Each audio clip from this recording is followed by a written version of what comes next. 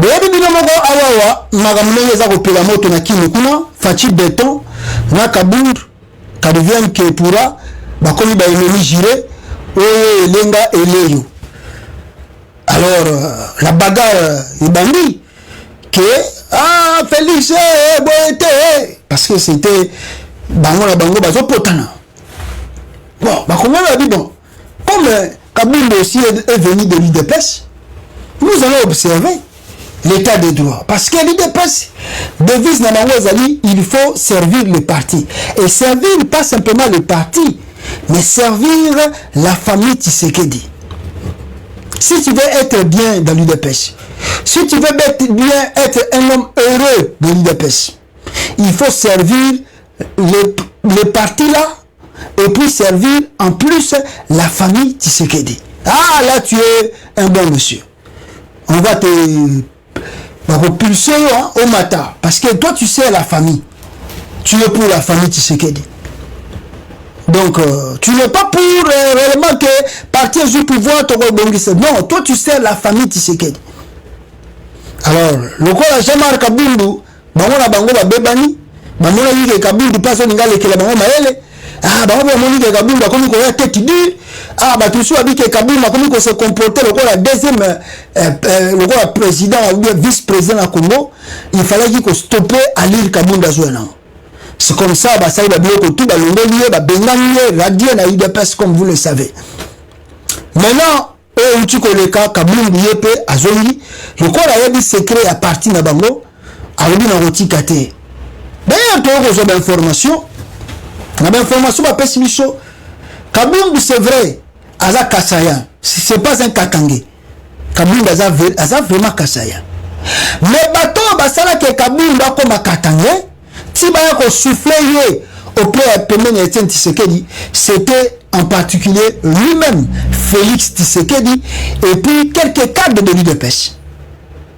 C'est-à-dire, Bayabaki que de son vivant, Etienne Tshisekedi ne peut jamais accepter que lui, Azam Moulouba, président UDPS, secrétaire général Azalape Moulouba. Bazui Jean-Marc Kabundu, et pas Félix Bango Moko, Bamoni que Kabundu a dynamique na Katanga. Kabundu a bougé, a bossali sa manifestation, Kabundu a compté la prison belé na Katanga et belé. Ah, Kabundu a dynamique a fort. Il faut toujours que Kabila yawana kili pour banda ko muto aza chocho. Oh, akoko bouger Kabila achaka makelele. C'est comme ça qu'ils ont pris Kabundu de Katanga, ba yena Kinshasa. Connaissant bien que Kabundu c'était Kassayan. Bah non, si on part présenter Kabundu chez Tshisekedi comme Kassayan, Tshisekedi a relata comme secrétaire général. Qu'est-ce qu'ils ont fait? Ils ont changé l'identité de Kabundu. Y compris Félix Tshisekedi, sa maman Marthe, il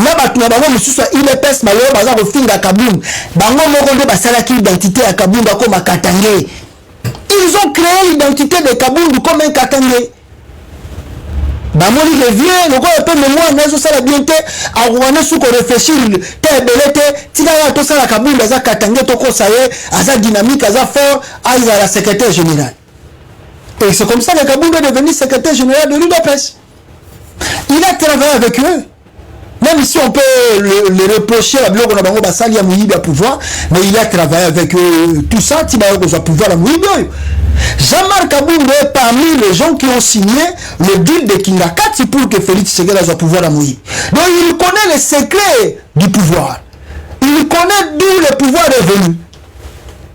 Alors maintenant, Kabundu a commis ça va secret.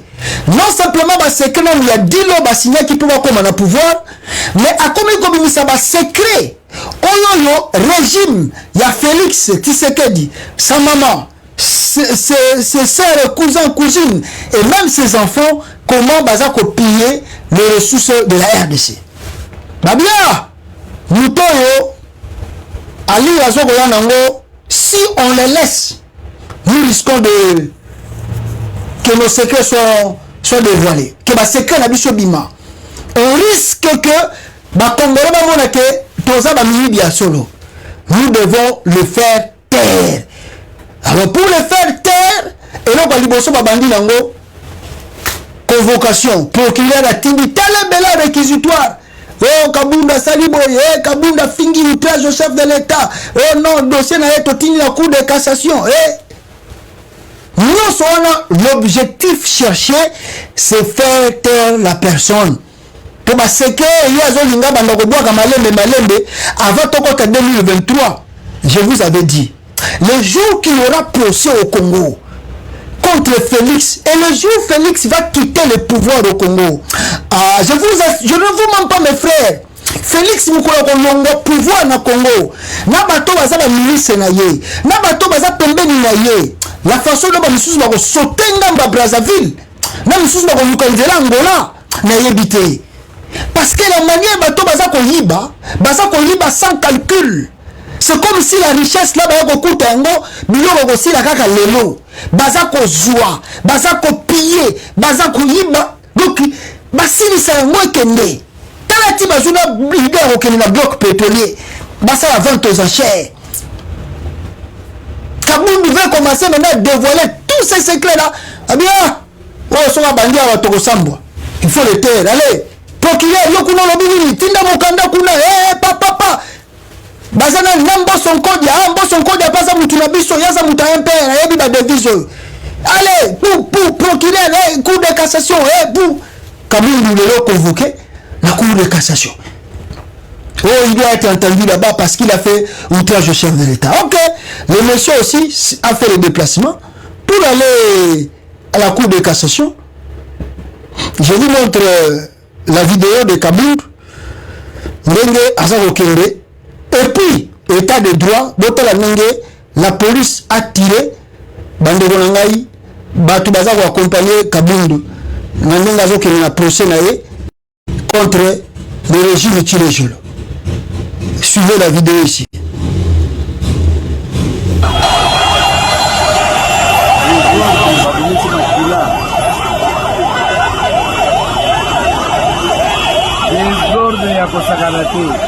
Jamar Kabul. Donc, Magaya.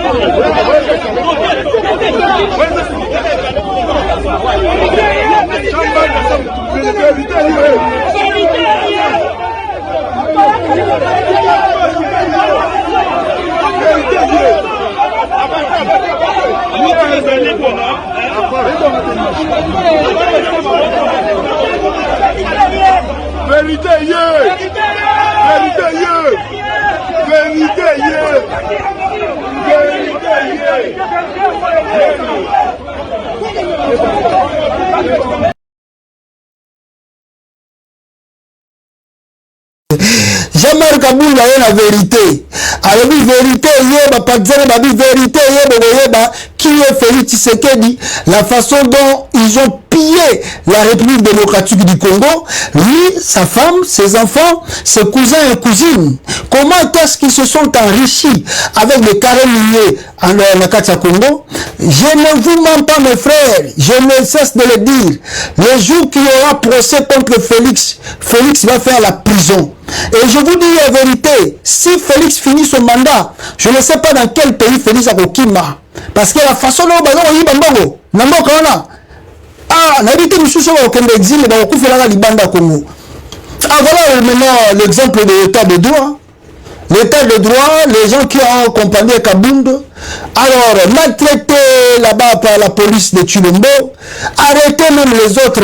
Quand ils savent qu'on a dit Pikuna, alors les autres qui ont eu la chance, Bango ne accompagné Jean-Marc Kabundu na prison kuna et plutôt na nini, comment on dit ça, na cour de cassation. Donc voilà un peu ce qui se passe au Congo aujourd'hui. Donc c'est pitié misérable. Donc Jean-Marc Kabund, selon on dit, en tout cas il était là, il est parti et puis à Komaki devant la barre, et devant la barre, je crois que l'audience n'était pas, en tout cas l'audience, je vous assure, l'audience n'était pas publique pour Batoubousou Subakota Nakati Baloba. Donc c'est Jean-Marc Kabund qui monte dans l'escalier, il y a un d'accord, il y a justice. Voilà.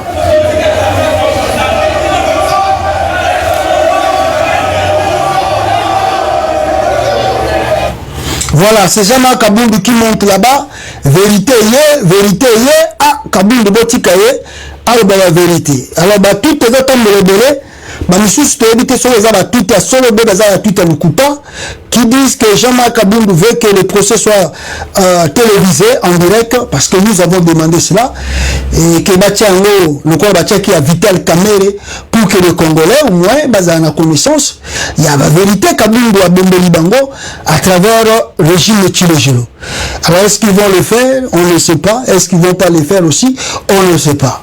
Alors, dans ce que Kabund est parti faire là-bas, ce qu'on nous signale ici, en tout cas Kabund est là-bas, mais vous connaissez que c'est que la RDC. La RDC, c'est un pays différent. Alors, Jean-Marc Kabund, en tout cas, dans ici, que vous avez entendu, non, il a été entendu au parquet près de la cour de cassation. Mais jusque-là, ça fait 2 heures du temps que la justice attend la décision de l'ANER et d'autres services de la présidence. La justice est indépendante. Donc, au moment où on a vu notre live, si Jean-Marc Kabund, nous, on a fini le dossier avec toi. On a fini avec toi, mais nous n'allons pas te libérer. C'est pas nous qui t'avons appelé ici. Le dossier est venu de loin. Le dossier est venu de la présidence. Alors, comme le dossier est venu de la présidence, alors nous attendons parce que nous attendons que la mère nous confirme ce qui est ou bien au que des prisons à Makala. D'ailleurs, au moment où il paraît déjà Mutuka Oyo et c'est préparé à Maki. Ezali na liboso ya parquet wana. Vous savez que Mutuka Oyo soki ye liboso ya parquet ezongaka pambate ezongaka na mutu yango le mutu maka détenu na prison ya Makala. Donc Jean-Marc Kabund mengaza wana, les risques sont là que peut-être aujourd'hui ça va être première nuit à la prison centrale à Makala. Nalakisi Bino déjà tweet, ça fait plus de 2 heures, l'audience est déjà fin, mais tu peux pas quitter, en tout cas, salle Oyo, on attend que la présidence ait décidé. Donc, justice, justice, mais à la fin de compte, c'est la ANER, c'est la service à présidence, bango va décider, bango va le bas. Alors, finalement, ça sert à rien. Finalement, ça sert à rien parce que si c'est comme ça qu'on fait les droits, c'est vraiment regrettable. Si c'est comme ça qu'on fait les droits, c'est vraiment regrettable. Nous, on n'est pas pour Kabund. Parce que les gens vont être un peu confondus. Parce que comment ils ont prier Kabund, Kabund, il salito comme Aboye, dans la Genève. On n'est pas contre, on n'est pas plutôt pour Jean-Marc Kabund. On n'est pas pour Jean-Marc Kabund. Mais il y a des choses quand cela se fait, il faut le faire d'une manière transparente, sans chercher de gauche à droite. Faites des choses d'une manière transparente afin que l'opinion nationale et internationale bangi mabino que besoin sala musala. Mais là, si Félix Tshisekedi arrêtez ou arrête Kabund, mais ça sort directement que il y a une arrestation politique. Ça va sortir comme ça. Que vous ne voulez, que vous ne le voulez pas. Si Kabund est arrêté, et comme il y a une arrestation politique à cause de son opinion, à cause de son opinion. À cause de ses opinions. C'est ce qui va se dire et dans le monde national et dans le monde international. Et c'est ce que Félix Tshisekedi de son entourage, Bazoko va kosala te. Même mettons Bokangi Jimmy Kitenge. Mais tout ça, ils ont bébé ça, image à Félix dans le monde extérieur. Et pourtant, Félix qui cherche un deuxième mandat, pouvait soigner son image, pouvait montrer au monde entier que oui, réellement, je suis un démocrate. Laissez-moi ou donnez-moi la chance d'avoir un deuxième mandat. Mais les arrestations là, en est enlevées. L'opinion nationale comme internationale, Bazako Tala, Bazako Mona dit oh. Donc il n'y a pas de niveau à Nakata Congo. Vous prenez même Kaboumbi, même s'il était pour vous. Vous avez mangé ensemble, vous avez bu ensemble. Aujourd'hui, Kaboumbi fait des déclarations. Bossali, Belokotou, Bossali, Batracasserie. Tout ça, ils ont un avantage à féliciter. Les gens, ils ont comment, surtout les talibans, ils ont un poteau, les radicales, les tribalistes du sang. Ils ont comment. Oh non, ils ont organisé une état de droit de refus à président. Je vous assure, je vous ai dit la fois passée, seule infraction éthique en Afrique, outrage au chef de l'État, et en Afrique, jamais éthique à la Royoka Bakani Moutou, tu as fait l'outrage au chef de l'État. Ça n'existe même pas. C'est seulement en Afrique là-bas on voit ça, l'outrage au chef de l'État. Mais ça, ce n'est pas l'avantage de Tshilombo. Parce que le monde entier a suivi Kaboumbi faire des déclarations contre Félix. Tout ce que vous faites à la justice, vous l'arrêtez, on dira Kaboumbi est arrêté parce qu'il a dénoncé le vol, le tout ça, à cause de ses opinions de Bokanguye. Donc c'est-à-dire que ça n'a pas honoré le combat de Fachi. Vous pouvez dire que oui, Kaboumbi est terrier, mais devant l'opinion internationale, on vous considère comme étant le dictateur. Parce que vous n'acceptez pas que vous ayez une opinion différente à Bino. Kokanga Jimmy Kitenge, c'est la même chose. Les gens disent, oh, mais le monsieur a fait quoi? Il a volé? Non. Il a violé une femme? Non. Mais pourquoi la mère a levé? Oh, à cause de ses opinions. Ah, oh. Donc, c'est-à-dire, au Congo, on arrête encore les gens parce qu'ils parlent du mal du gouvernement. Donc, ce n'est pas le droit. Ce n'est pas un état de droit. Tout ça, ce n'est pas l'avantage de Félix. Les gens qui font ces choses ici, vous limitez la chance de Félix Tshisekedi d'avoir un deuxième mandat, si vous ne le savez pas. Vous croyez que vous allez bien, en même temps, vous allez limiter la chance de Félix Tshisekedi à sa deuxième mandat. Même dans le monde international, on en a marre maintenant. Parce qu'ils vont comparer. Est-ce qu'entre Kabila et Félix, il y a une différence? Est-ce qu'on peut considérer Kabila plus que Félix? Et aujourd'hui, les Congolais commencent à réclamer Kabila de retourner. Mais vous, si vous avez vu ce que Kabila fait au Congo, les Congolais ne peuvent pas demander le retour de Kabila.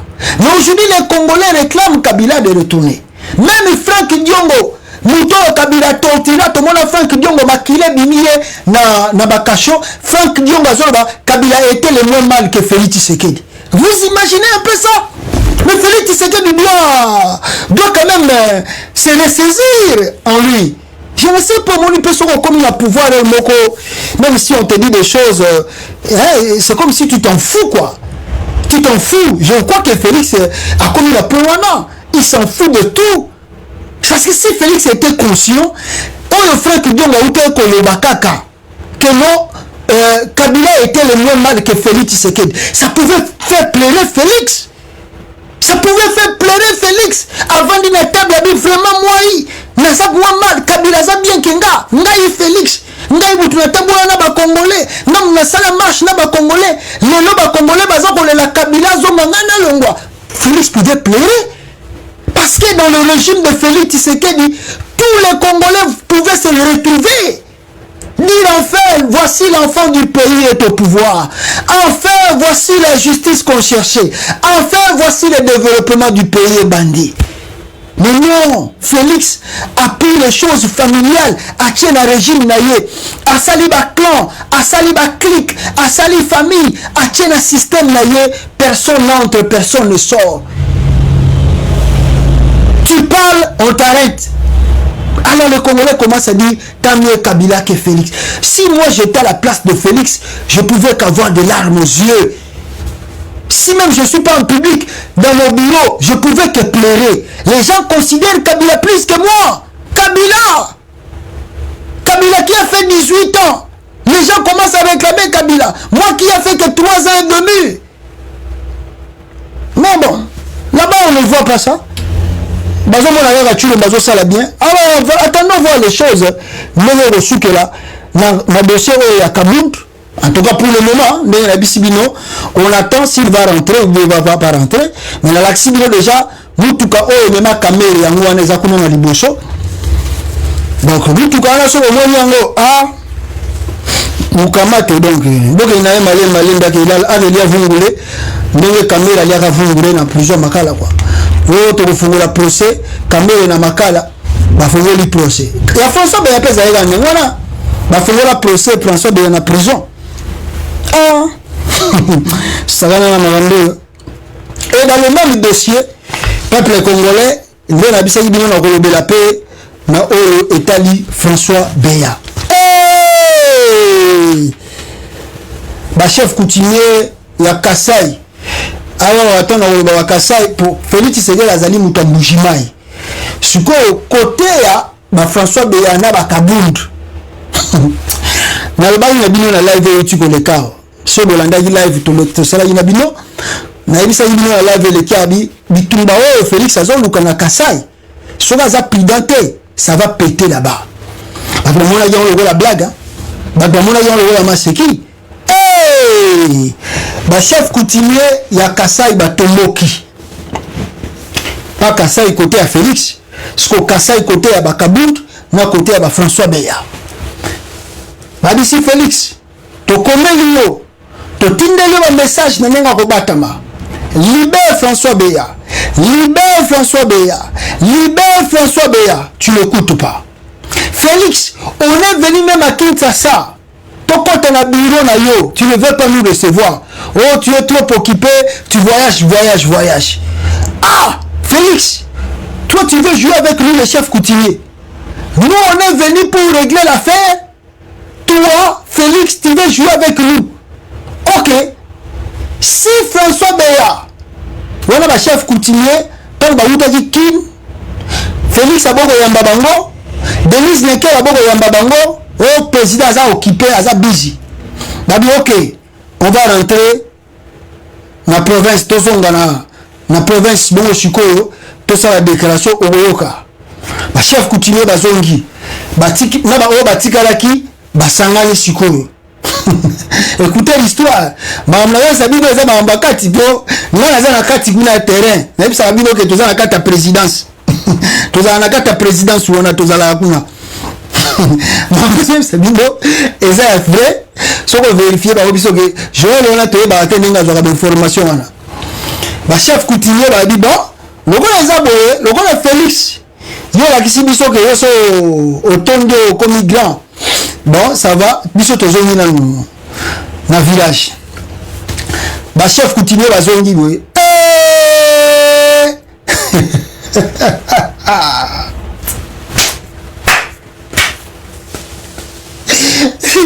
Mais frère, ba chef coutumier bazongi, ba pesi Chulombo 48 heures. Si tu es un homme, désobéir à notre 48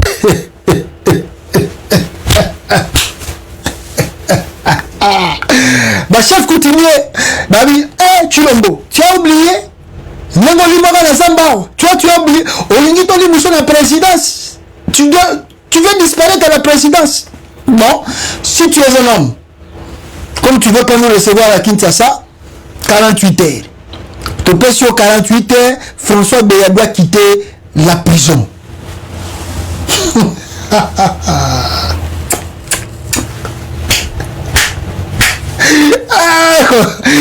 c'est le chef coutumier va invoquer l'esprit. Bah oui, bon, Fatih, on va les entendre.